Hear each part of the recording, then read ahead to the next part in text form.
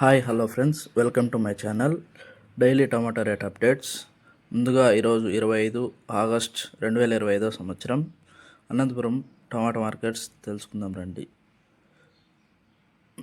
ముందుగా top and top 500 పడింది friends.